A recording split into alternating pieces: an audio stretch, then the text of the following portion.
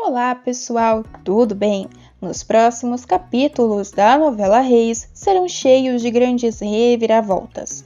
Isso porque, além de ter grandes surpresas durante as batalhas com os filisteus, o rei Gwendor ainda verá que não foi uma boa ideia roubar a Arca da Aliança. O homem começará a ter muitos problemas em seu reinado e até mesmo pragas aparecerão. Com medo do que possa acontecer, ele tomará uma atitude impressionante. Além disso, Samuel também fará algo inusitado. Ele se aproximará cada vez mais de Eloá e assim pedirá a mocinha em casamento. Além disso, o escolhido de Deus ouvirá a voz do divino mais uma vez e fará uma revelação importante a toda Israel. Mas antes de contar detalhadamente todos esses acontecimentos interessantes, eu peço encarecidamente que, se possível, se você quer receber em primeira mão todos os acontecimentos e resumos da novela Reis, clica no botão de gostei aqui embaixo, no like e também em inscreva-se, para que somente assim o YouTube te envie um resumo novo todos os dias da sua novela favorita.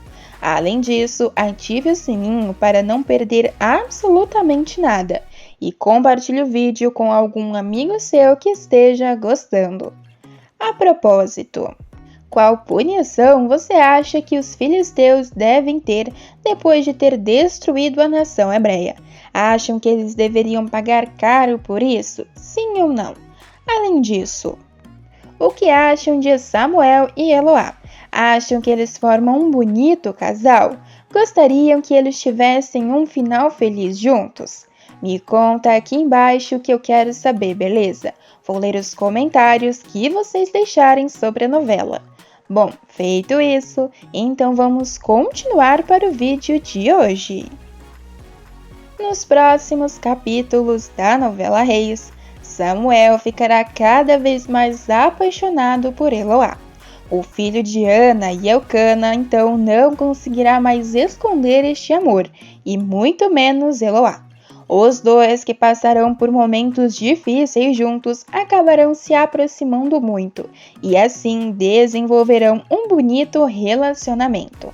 Samuel, porém, não irá mais conseguir ficar longe da mocinha, e assim tomará uma atitude importante em relação a isto.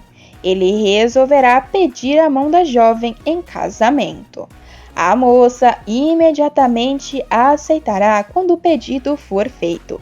Ela estará tão animada quanto Samuel e tão apaixonada quanto ele. Depois disso, Samuel então decidirá falar com os pais de Eloá, que imediatamente também aprovarão o pedido, para a grande alegria do casal. Mas acontece que Samuel terá uma grande surpresa ainda.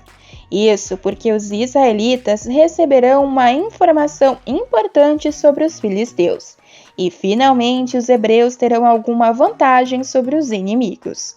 Isso ocorrerá pois Samuel irá falar novamente com o Senhor. Todos os hebreus estarão descrentes e até mesmo acreditando que o Senhor os abandonou definitivamente com o avanço das tropas dos inimigos. Isso até mesmo será o caso de Eliúde, que ele se afastará dos caminhos do Senhor e blasfemará contra Deus de Israel, por acreditar que o soberano abandonou o povo. Sua esposa até mesmo repreenderá o comportamento pecaminoso do marido, mas ele não dará ouvidos, e assim também receberá uma punição cruel por conta de suas blasfêmias. Mas acontece que neste meio tempo, logo será provado ao contrário, que o Senhor jamais os abandonou, que isso está ocorrendo justamente pela falta de fé do povo, por não perguntarem para Deus o que seria melhor para eles, ou seguir fielmente os caminhos do divino. Mas todos perceberão que o exército filisteu está prestes a cair, pois Samuel terá uma conversa com o próprio Deus, que anunciará uma praga sobre todos os inimigos por suas iniquidades. O rapaz estará andando pelo deserto quando ouvirá o chamado do Senhor mais uma vez. O amado de Eloá prontamente se apresentará a Deus. Ele se ajoelhará e dirá que está ali perante ao Senhor para cumprir todas as suas ordens. Deus então falará com Samuel para que ele leve as boas novas para seus conterrâneos, para que lhes encham o coração de alegria e esperança, pois ele acabará com todos os inimigos, caso sigam rigorosamente o que ele tem a pedir. Samuel então assim ouvirá tudo atentamente e depois disso correrá para dar as boas notícias para todos. As pessoas estarão muito descrentes e alguns até mesmo não darão ouvidos às palavras do profeta. Mas Samuel ainda assim insistirá para que eles ouçam. Mas o Senhor, assim como falara a Samuel, estará acontecendo com seus inimigos. Isso porque, depois de terem roubado a Arca da Aliança, os filisteus começarão a sentir os primeiros efeitos. O rei Gwendor receberá diversos presságios de que as coisas não andam nada bem por terem roubado o objeto sagrado dos hebreus. Mas o monarca continuará a ignorar. Porém, de nada adiantará tapar o sol com a peneira, já que Deus lançará sua fúria sobre o exército dos pecadores. O Senhor fará com que percam diante de muitas enfermidades. Quem perceberá primeiramente que algo está muito errado será a esposa de Gwendor, no caso, a rainha dos filisteus. A mulher ficará muito angustiada com toda a situação. Afinal, alguns soldados ficarão de cama, pois terão tumores pelo seu corpo, que aparecerão misteriosamente, ou seja, do dia para a noite. A mulher, assim, tentará falar com seu marido que tem algo de errado. O rei, porém, continuará se negando a acreditar que algo esteja acontecendo por conta do Deus dos hebreus. Mas seus filhos e até mesmo a rainha tentarão conversar com o homem para que ele abra os seus olhos o mais rápido possível. Gwendor, por sua vez, continuará insistindo no fato de que tudo isso está acontecendo por um motivo aleatório e não por conta de uma punição do Deus de Israel. Ele se convencerá de que seu Deus pagão é mais forte do que qualquer outro, e assim ele dirá que nada de mal acarretará sobre seu povo. Ele insistirá então em manter a Arca da Aliança em seu palácio como um espólio de guerra. Mas acontece que as coisas nos próximos capítulos começarão a ficar insustentáveis para ele, pois além da moléstia atingir todo o seu exército, nenhum de seus feiticeiros, médicos ou sacerdotes conseguirá explicar o que está acontecendo no reino. O monarca ficará cada vez mais furioso e exigirá uma reunião com todos para que descubram o mais rápido possível o que está acontecendo. No entanto, quando estiverem na sala do trono discutindo o que pode estar acontecendo com a população, alguns especularão sobre uma praga, outros já dirão sobre um surto de alguma doença ainda desconhecida por conta da entrada de muitos estrangeiros no local. No entanto, seus filhos até mesmo falarão sobre uma praga do Deus de Israel, mas Gwendor continuará não dando ouvidos. Pelo contrário, ele ficará furioso e até mesmo ameaçará qualquer um que tocar novamente no nome do Deus de Israel, para que possa jogá-lo em uma cela na prisão. As pessoas ficarão com medo do tirano e assim deixarão de alertá-lo sobre o Deus de Israel. Mais uma vez, ele insistirá no fato de que suas entidades jamais deixarão isso acontecer com ele ou com o seu povo. Porém, o homem terá que dar o braço a torcer, quando ver praticamente todo o exército ser dizimado por causa dos tumores. Ele ficará tão chocado e então finalmente perceberá que tudo isso está ocorrendo em decorrência de suas blasfêmias e de suas atitudes pecaminosas contra o povo de Israel. Mas, além do seu exército cair, seus súditos também ficarão doentes, e algo terrível ainda acontecerá com as plantações do maldoso. Pois, além da maioria da população ficar doente, o rei ainda se verá em meio a uma crise de fome, pois as plantações serão consumidas por milhares e milhares de ratos que invadirão a cidade. Em certo dia, Gwendur acordará e assim um de seus mensageiros imediatamente irá falar com o homem, para que ele tome uma providência, afinal, as plantações foram consumidas pelas ratazanas. Gwendur ficará desesperado e perguntará como isso pode ter sido possível, como todas, absolutamente todas as plantações se acabaram desta forma. As pessoas estarão sem acreditar, e as ruas e as plantações estarão lotadas de ratos, que até mesmo passarão a transmitir outras doenças além dos tumores, aqueles que eles já terão tendo por causa da primeira praga enviada por Deus.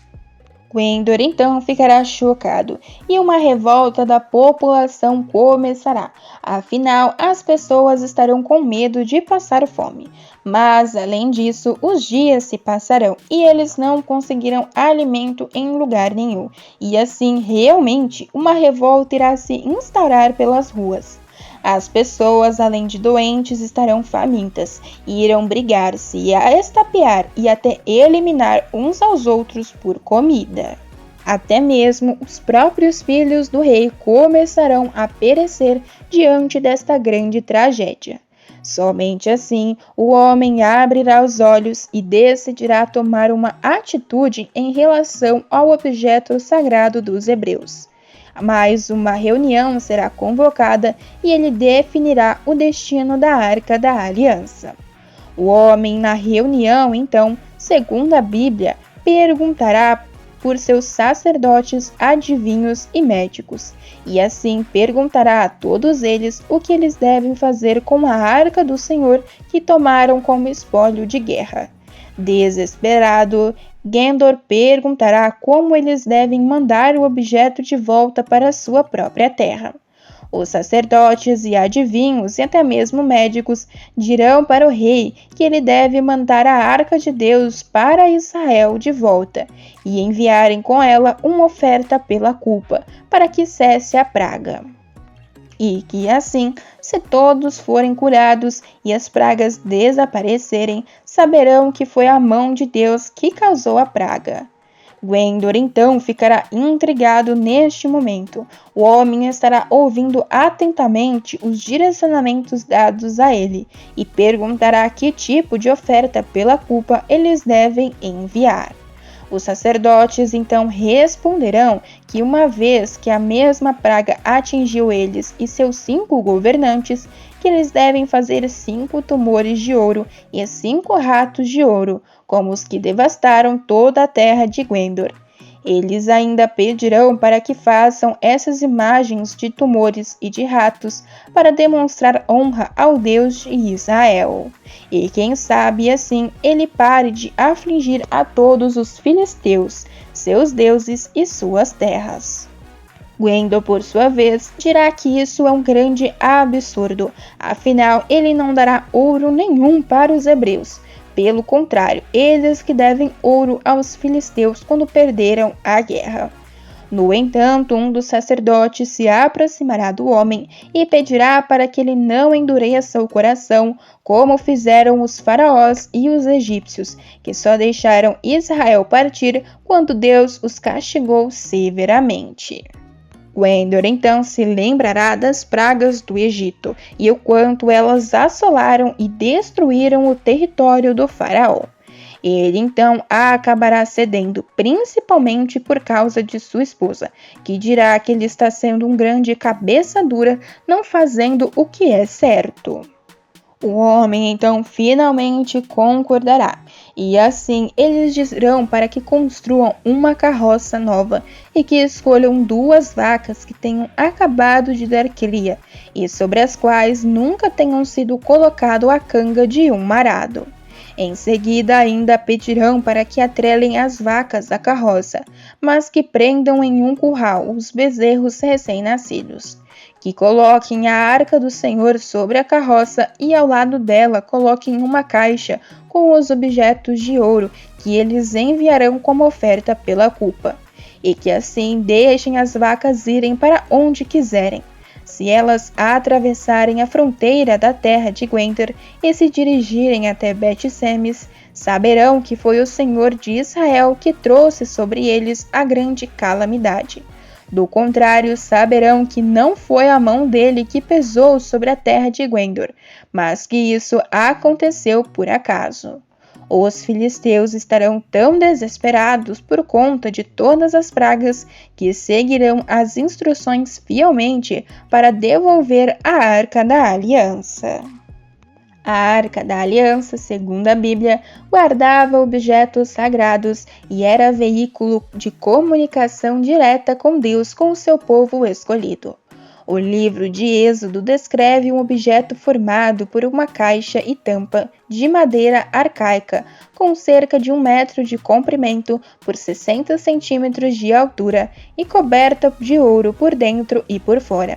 Essa arca ainda era ornada na tampa com 2 querubins de frente um para o outro, sendo que suas asas tocavam-se nas extremidades, fazendo uma espécie de proteção.